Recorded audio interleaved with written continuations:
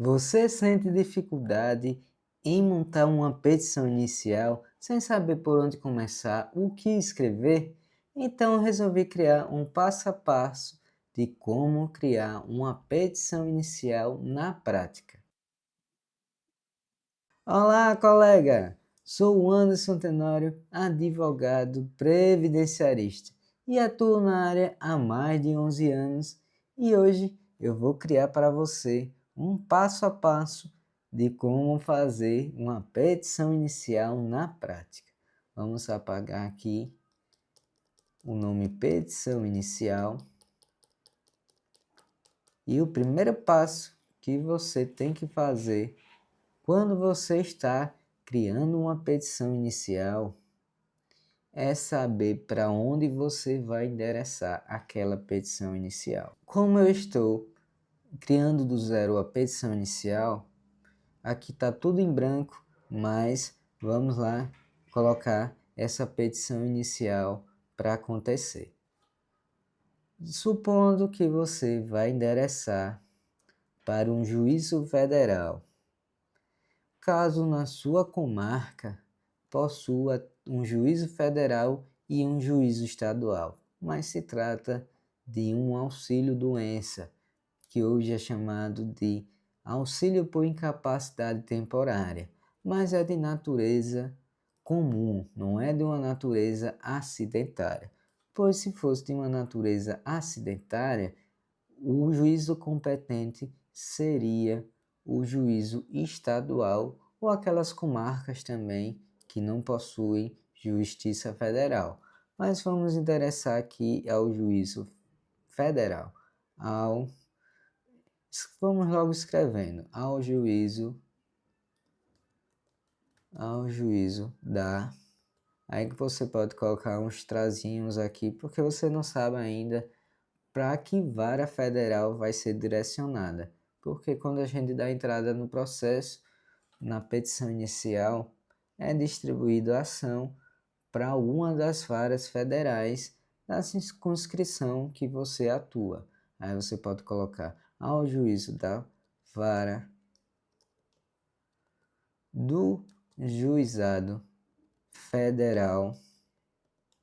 Por que do juizado federal? Isso vai depender do valor da causa. Como assim?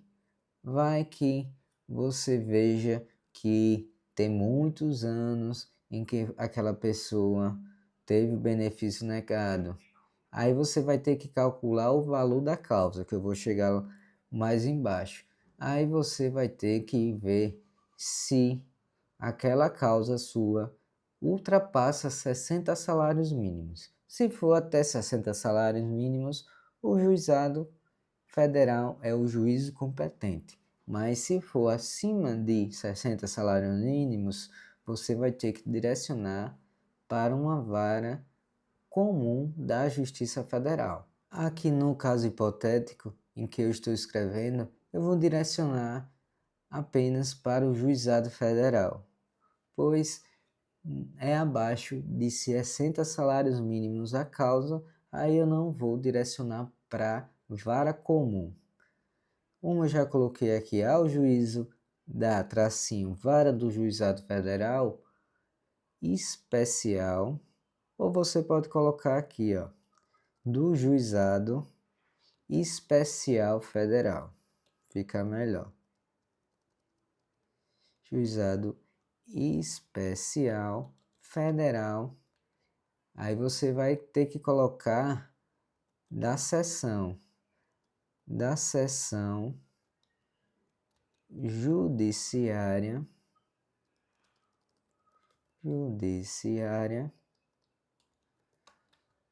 Aí você vai ter que ver qual é o estado que você quer direcionar. No meu caso aqui, como eu sou de Maceió, Alagoas, eu vou direcionar a Alagoas, da seção judiciária de Alagoas. Pronto.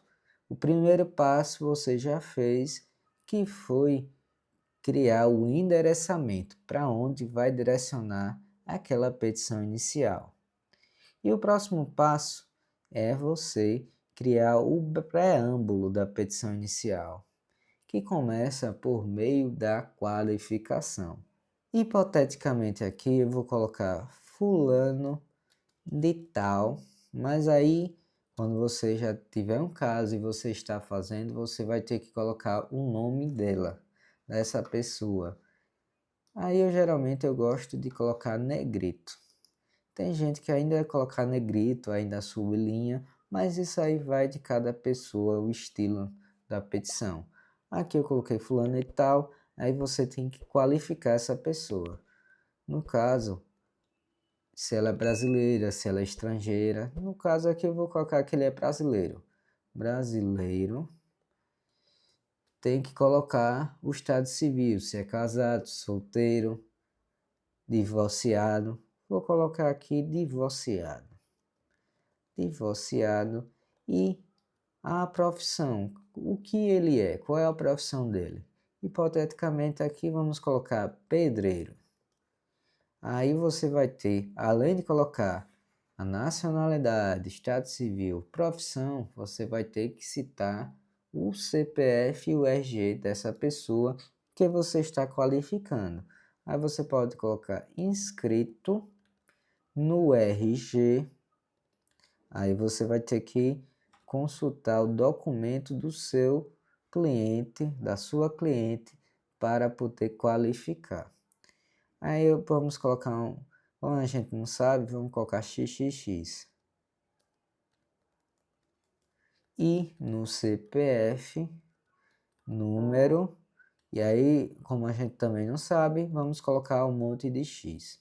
Após você escrever sobre o RG e o CPF, você vai ter que colocar um endereço da pessoa. Aí você coloca residente e domiciliado.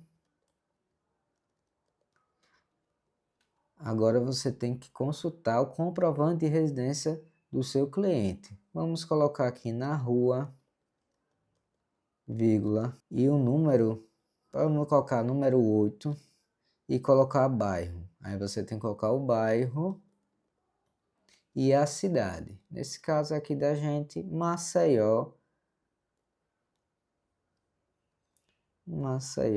barra AL. Você após colocar um endereço, você vai ter que escrever por meio ou por intermédio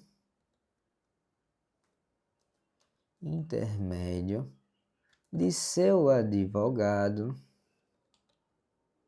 que esta subscreve,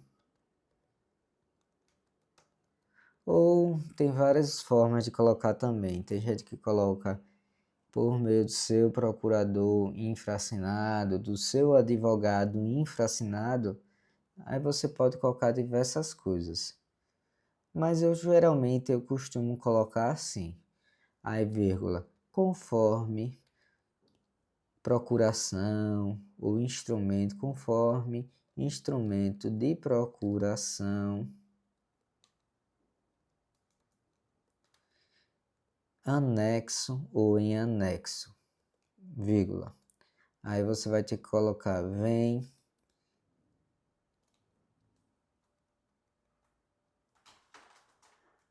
a presença de Vossa Excelência. Aí você coloca uma vírgula com fulcro. Como assim? Agora você vai ter que colocar a fundamentação do seu pedido, a sua petição inicial. Como a gente está pedindo um auxílio doença, um auxílio por incapacidade temporária, nós vamos precisar fundamentar a petição inicial. Aí geralmente as palavras que usa é com fulcro, com base, com fundamento, tem vários tipos de palavras. Eu costumo colocar com fulcro no que estabelece o artigo, por exemplo, 201, inciso 1 da Constituição Federal e no artigo 59 da Lei 8.213/91, que são os fundamentos legais e constitucionais para solicitar, para propor uma ação relacionada a auxílio por incapacidade temporária. Aí, vírgula, promover, propor, você pode colocar diversas coisas. Propor, apresente. Aí aqui a gente pode colocar diretamente aqui ou dar um enter aqui, por exemplo. A gente vai colocar ação de concessão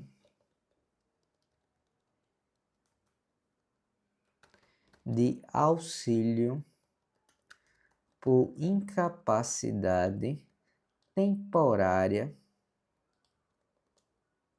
E eu entro com ação tanto do auxílio por incapacidade temporária e subsidiariamente uma aposentadoria por invalidez, a aposentadoria por incapacidade permanente. Por que eu faço isso?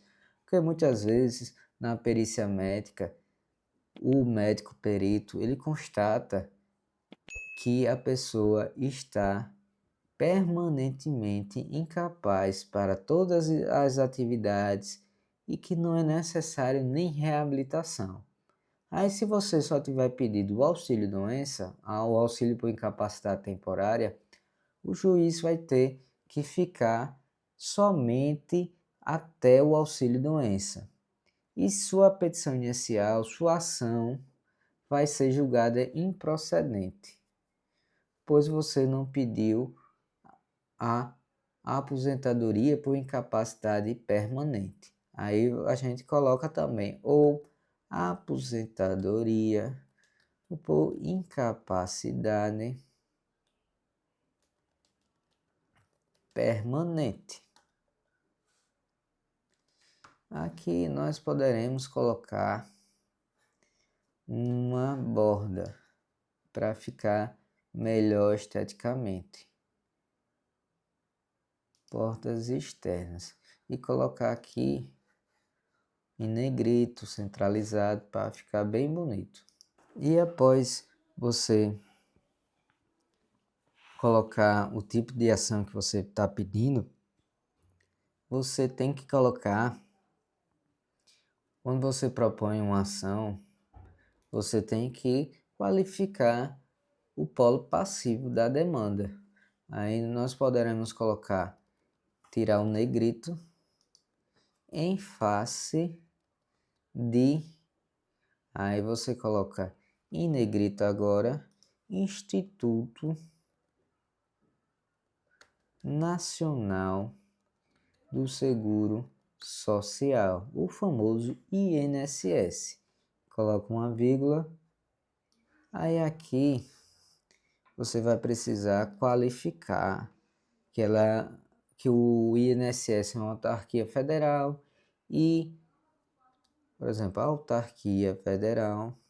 Aqui você vai ter que, após qualificar o INSS, que ela é uma autarquia, você vai ter que colocar o endereço para onde vai ser citado o INSS.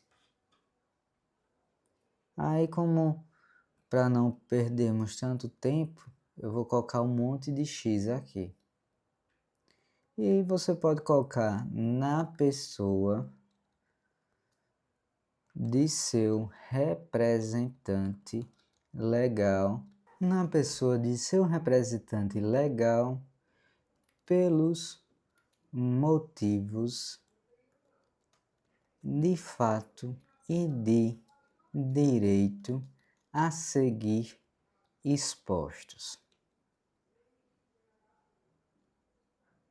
Coloca os dois pontos e aqui a gente coloca justificado. Até agora você já aprendeu a fazer o endereçamento da ação, qualificar o cliente e fundamentar o pedido, a petição inicial.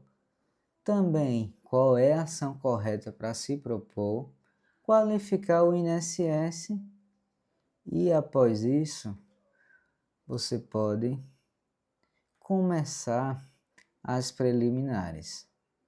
Eu costumo também fazer um pedido de justiça gratuita, apesar que no juizado especial federal não paga custas processuais, mas se precisar recorrer, aí no segundo grau, aí vai ter que pagar. Por isso que é importante fazer um pedido de justiça gratuita. E aqui você pode colocar justiça em maiúsculo, justiça gratuita. Ou da justiça gratuita, tem diversas formas em que você pode colocar. E aqui você vai ter que colocar, escrever, fundamentar o seu pedido de justiça gratuita.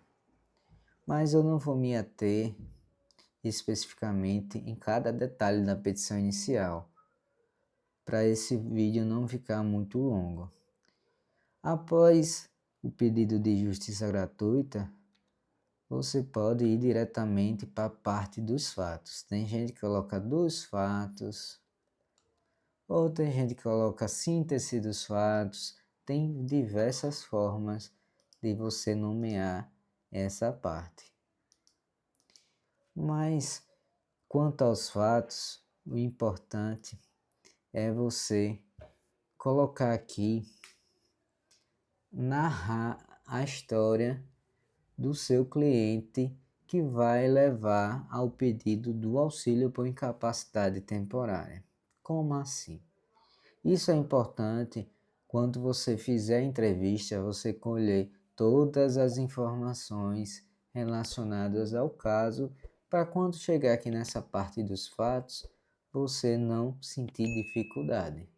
Inclusive eu tenho aqui no canal um vídeo de como entrevistar um cliente previdenciário que eu vou deixar na descrição desse vídeo, como também no card para você depois assistir.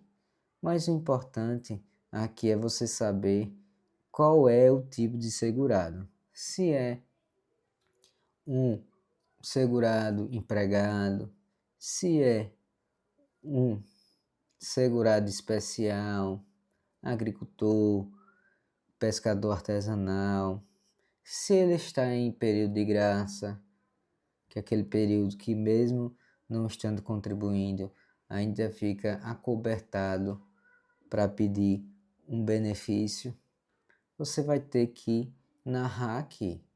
Nesse caso, como a gente já começou fulano e tal, eu posso começar escrevendo: o autor contribuiu para o regime geral da Previdência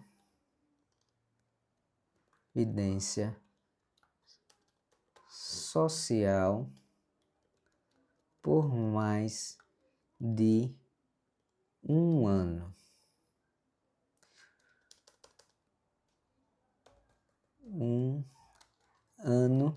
Na qualidade de segurado obrigatório. O que isso quer dizer? Que, deixa eu apagar aqui, ficou errado. Segurado obrigatório, o que isso quer dizer? Que o seu cliente, ele cumpriu a carência necessária para o auxílio por incapacidade temporária. É necessário ter 12 contribuições mensais, ou se for um caso de isenção de carência. como não vai ser esse caso nosso, eu preciso narrar nos fatos que o cliente contribuiu o número necessário de contribuições para a carência do benefício. Como é um auxílio por incapacidade temporária, é necessário 12 contribuições mensais. Aí eu dou um Enter e aqui eu vou narrar o que o autor, o cliente trabalha. Eu posso colocar a função habitualmente exercida é a de pedreiro. Ponto. Aqui eu já estou dizendo que ele trabalha como pedreiro. Contudo, o autor está incapaz para o trabalho. Que está errado, eu vou apagar aqui e colocar exercida. Para o trabalho, vírgula, em razão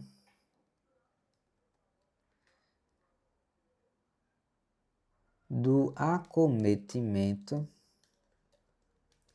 de doenças que lhe retiram a capacidade laborativa. O que isso quer dizer? Que ele, apesar de trabalhar como pedreiro, ele está sem conseguir trabalhar, está incapaz para o trabalho, mas isso em razão de doenças que estão retirando a capacidade dele de trabalhar. E agora, no outro parágrafo embaixo, você vai ter que explicar quais são as doenças que ele possui. Você pode colocar assim, conforme exames e atestados médicos em anexo, o autor é portador de um quadro clínico grave e incapacitante de. Aí aqui você vai ter que falar quais são as doenças dele. Por exemplo, ele tem artrose. Aí você vai ter que colocar artrose. Aí abre parêntese. CID tal. E, digamos, ele também tem uma tendinite. Tendinite calcificante.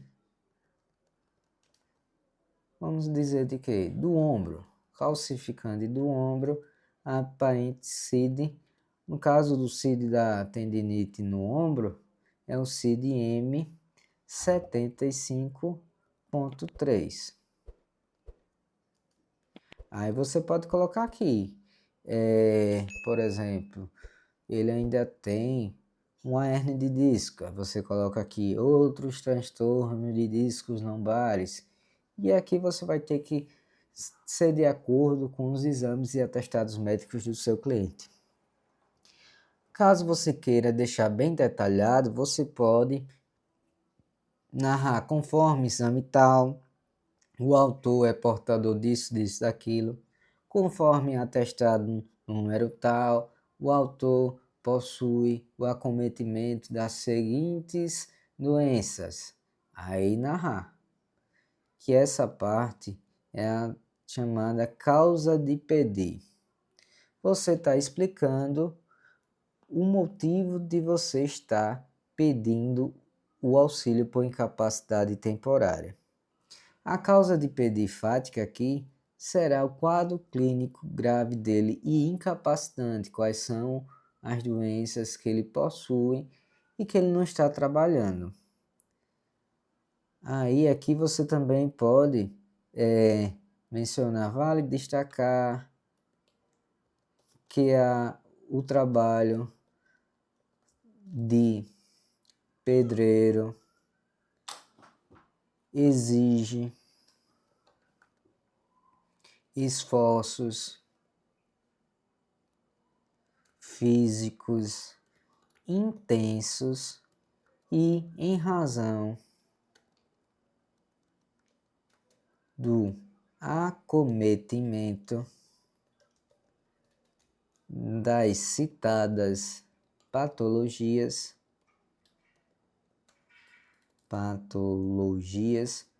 ele não consegue trabalhar. Nesse caso, você fez o link tanto da doença com a atividade, que não necessariamente a pessoa está doente, ela não vai conseguir trabalhar. É necessário que aquela doença, para aquela atividade, para aquela profissão, incapacite para o trabalho. E você vai ter que colocar aqui no outro parágrafo, por exemplo, por isso, por essa razão, o autor requereu no dia X, a concessão do auxílio por incapacidade temporária e realizou a perícia médica no dia X também. Porém, a parte ré, no caso o INSS, indeferiu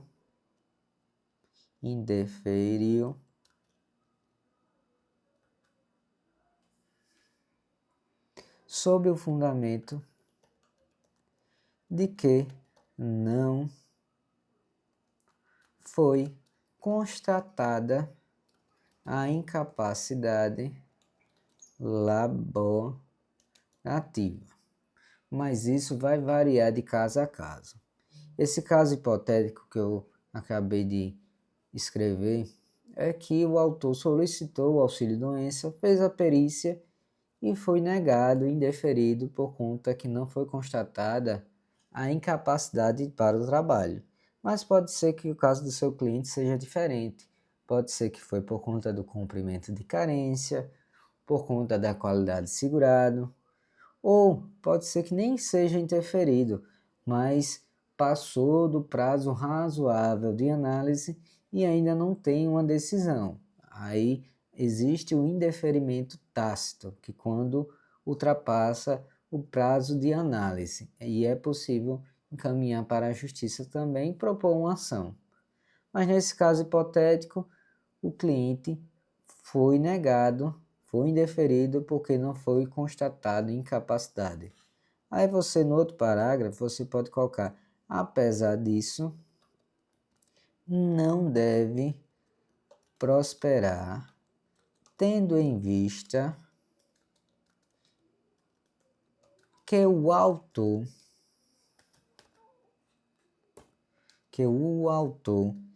estava e ainda está incapaz para o trabalho. Ponto. E ainda você pode frisar, destaque-se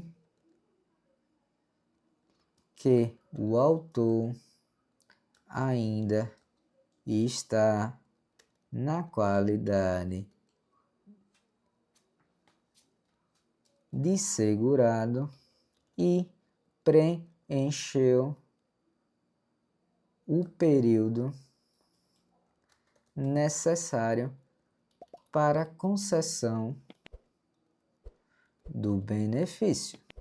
Pronto, aqui você está indo de encontro com a decisão do INSS que negou. Aí você pode ir no outro parágrafo, você pode colocar assim, requer a concessão de auxílio por incapacidade temporária ou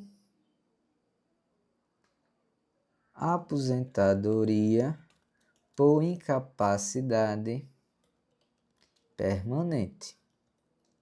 Pronto. Isso é o essencial para você fazer os fatos da petição inicial, mas como eu falei e lembrando mais uma vez, vai depender de cada caso. O seu cliente pode ter diversas doenças, pode ter algum detalhe específico que você vai ter que narrar, contar a historinha dele na parte dos fatos.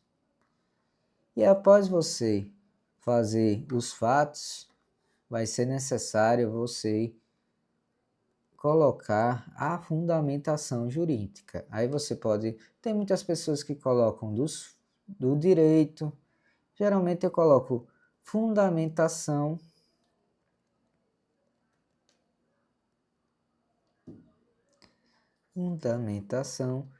legal do pedido. E aqui você vai ter que narrar resumidamente o que aconteceu, que ele requereu o auxílio por incapacidade temporária e foi negado por isso. Mas aí você vai começar a fundamentar o direito. Você vai ter que citar os artigos das leis, por exemplo, da Lei 8.213, o artigo 59, que fala sobre o auxílio-doença. É importante você também citar o artigo 42 da mesma lei, Lei 8.213 de 91. O artigo 42 ele fala sobre a aposentadoria por incapacidade permanente. Aí você faz essa fundamentação, coloca alguma jurisprudência também que tenha um caso semelhante ao do seu cliente e faz o pedido ao final da concessão. E para não ficar ainda um vídeo tão longo, eu não vou fazer isso aqui agora. O que é importante é você saber aprender como faz uma petição inicial. E essa parte jurídica você já está craque, que você já leu. Importante, se você não tiver lido, você lê a Lei 8.213 no artigo 42 e o artigo 59, que falam sobre essa parte do benefício por incapacidade temporária e aposentadoria por incapacidade permanente. Eu indico, inclusive, uns livros do professor Frederico Amado. Ele tem um Monstro Verde que ele trata sobre a parte teórica, que a gente está agora escrevendo a petição inicial, que é a parte prática. Mas parte teórica você pode estudar um pouquinho e fazer aqui.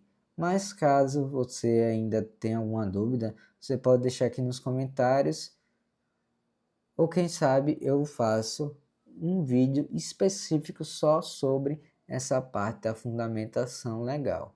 Mas lembrando, vou digitar aqui, narre resumidamente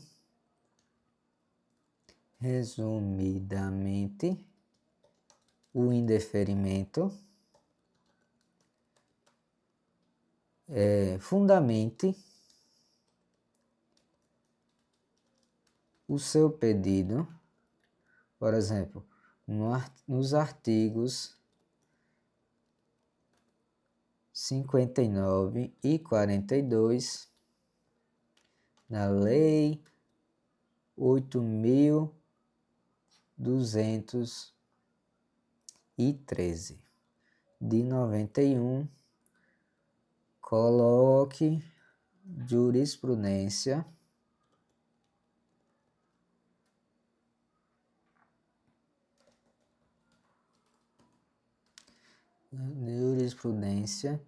e faça o pedido ao final na concessão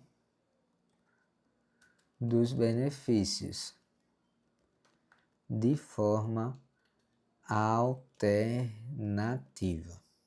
Pronto.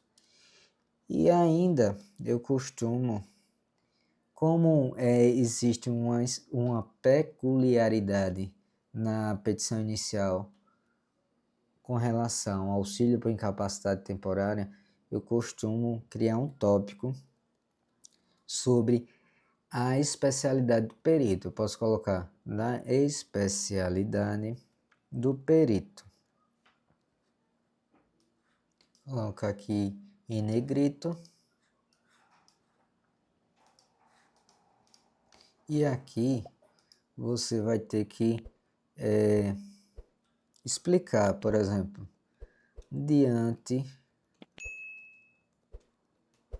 deixa eu tirar aqui o negrito, né? Diante da especialidade e natureza nas patologias do autor,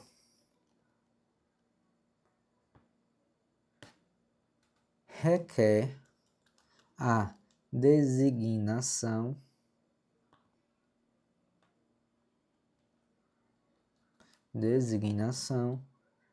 de médico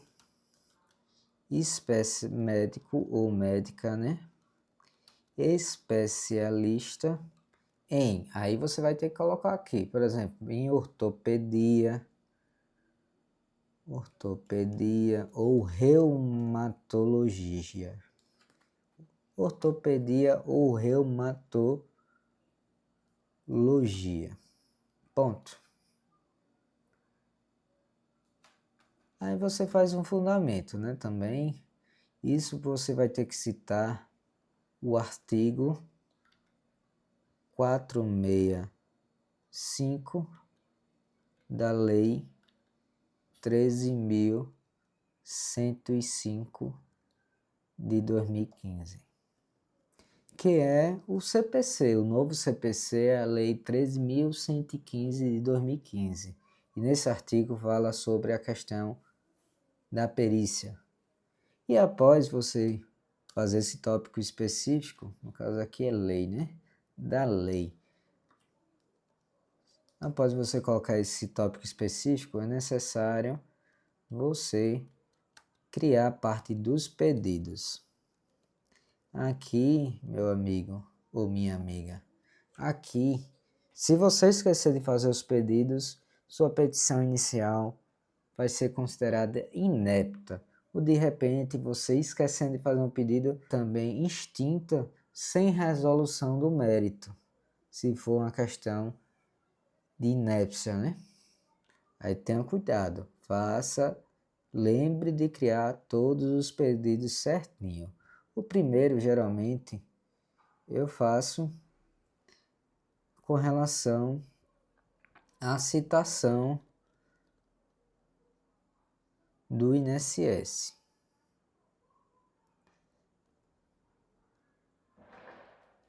Citação do INSS. Você faz aqui, você escreve um pedido solicitando a citação do INSS para responder, para contestar a ação, caso queira, sob pena de revelia. O segundo pedido, geralmente, eu faço com relação à designação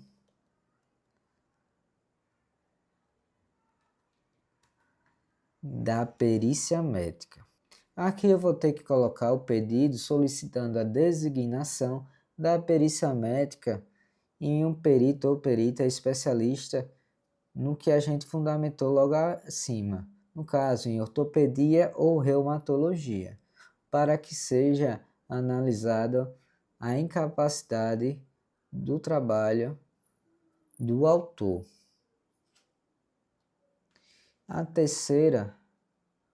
O terceiro pedido, geralmente eu faço vou colocar aqui, sobre a condenação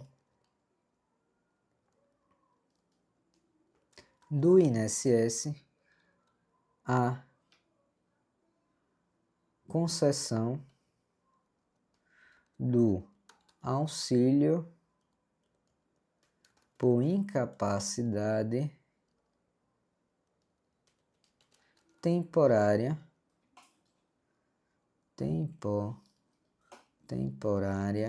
ou aposentadoria por incapacidade permanente. Você faz um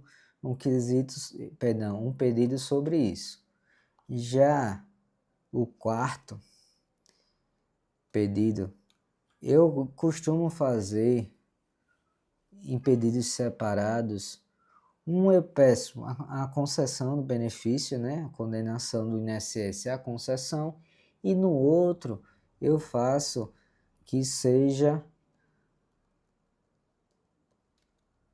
o INSS condenado ao pagamento das parcelas retroativas.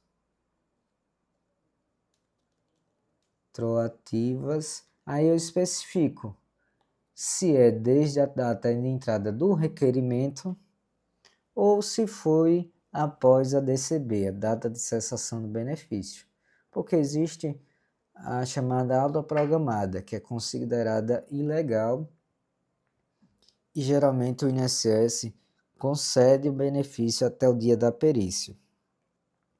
Ou por algum motivo não disponibilizou o prazo de prorrogação, aí não vai ser desde a data do requerimento, e sim um dia após a DCB. No quinto pedido, geralmente eu faço o pedido de retenção dos honorários, para que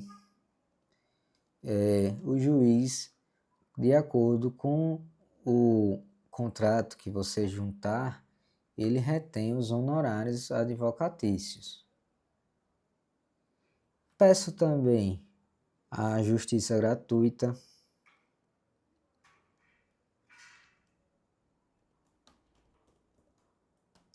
E aqui você vê que eu estou narrando os pedidos, mas não estou escrevendo, que isso vai levar você a praticar a sua escrita.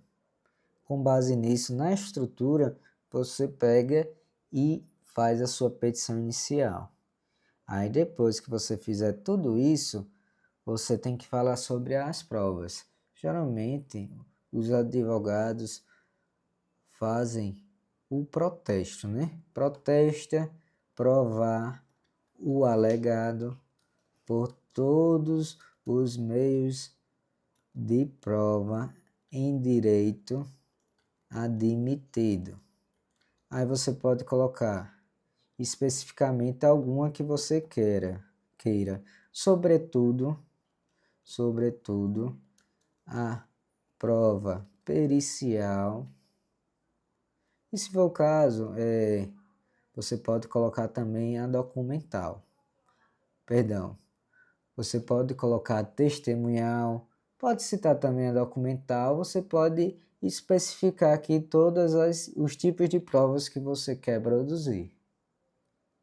E abaixo, após você falar sobre as provas, você vai ter que escrever sobre o valor da causa. Você pode colocar assim: dá-se a causa o valor de... Aí aqui você vai ter que calcular o valor da causa. Como assim? Se no juizado especial só é até 60 salários mínimos, você vai ter que, nesse caso do auxílio por incapacidade temporária, você vai ter que calcular os valores retroativos, os chamados atrasados, quantos meses o seu cliente deixou de receber. Aí você vai ter que fazer uma planilha, pode ser no Excel, com a coluna relacionada aos atrasados e também uma coluna relacionada às parcelas vincendas. Porque muitas vezes os juízes eles extinguem o processo sem resolução do mérito por não ter juntado a planilha do valor da causa. Aí esse valor da causa é o valor das parcelas vencidas e de 12 parcelas que vão vencer, que é as chamadas vincendas. Aí aqui você vai ter que colocar o valor e colocar o valor por extenso para poder atribuir à causa o seu valor. E aqui embaixo você pode colocar, que é praxe também, colocar nestes termos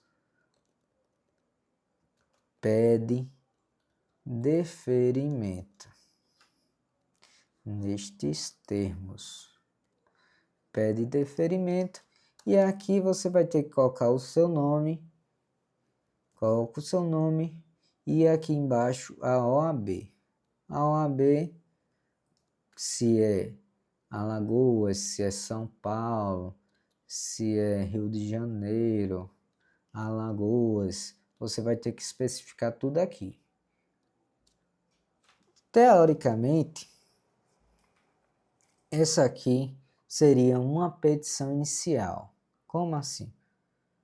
Você já fez todo o preâmbulo da petição, como eu expliquei, fez a questão da justiça gratuita, a parte dos fatos, também da fundamentação legal do pedido, a especialidade do perito, como também os pedidos e o valor da causa.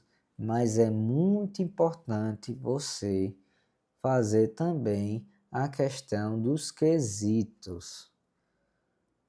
Importante você escrever, criar quesitos para a perícia médica. Aí aqui você abaixo, eu geralmente faço isso, eu faço após a petição inicial e ainda eu crio um documento à parte e coloco quesitos para a perícia médica. Por que isso? Porque o perito ou a perita médica que for fazer a perícia no seu cliente, ela ou ele vai ter que responder esses quesitos da petição inicial. E caso ela ou ele não responda, você pode impugnar o laudo pericial e pedir que o juiz intima o perito ou a perita para responder aos quesitos sob pena de nulidade. Inclusive, você posteriormente, nessa fase do processo, você pode fazer pedidos complementares também. Mas me diga, colega, o que é que você achou? Conseguiu aprender? Ficou com alguma dúvida? Se ficou ainda com alguma dúvida, deixa aqui nos comentários que eu tento lhe ajudar. E também deixa aqui o seu feedback se o conteúdo, se essa petição inicial, esse passo a passo chegou a uma conclusão favorável, se você aprendeu, se você conseguiu peticionar para o seu cliente. E não esqueça ainda de dar o like para ajudar o nosso canal a crescer e esse conteúdo chegar a mais advogados e estudantes de direito que estão querendo aprender como fazer uma petição inicial. E se inscrever no canal para você não perder nenhum vídeo sobre a prática do direito previdenciário.